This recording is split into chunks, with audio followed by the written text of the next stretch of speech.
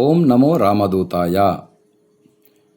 సహజంగా మనం చెప్పుకుంటూ ఉంటాం, గవాం అంగేషు తిష్టంతి భువనాని చతుర్దశ అని. అంటే ఆవు ప్రతి అంగములలో కూడా 14 లోకాలు ఉంటాయని, సమస్త దేవతా స్వరూపిణిగా మనము ఆవుని పూజిస్తూ ఉంటాము. అటువంటి ఆవుని ఎంతో పరమ పవిత్రంగా మనమంతా తలుస్తూ ఉంటాము. కానీ మనము ఏ కార్యక్రమం చేసినా, శుభకార్యాలైనా అశుభకార్యాలైనా సరే గోపూజ చేయకుండా అయితే చేయము.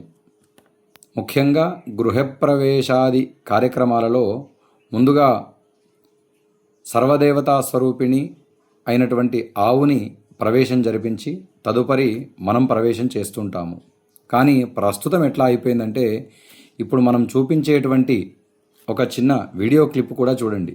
అది ఎక్కడా ఏంటి అనేది తెలియదు, కానీ ఎలక్ట్రానికల్ ఆవు బొమ్మను కొద్దిగా అలంకారం చేసి ముందుగా ఆ ఆవుని ప్రవేశం జరిపించి తర్వాత వాళ్ళు ప్రవేశం అవుతున్నారు. ఎటువంటి దౌర్భాగ్యకరమైనటువంటి పరిస్థితిలోకి మనం దిగజారామో ఈ యొక్క వీడియో ద్వారా మనం తెలుసుకోవచ్చు.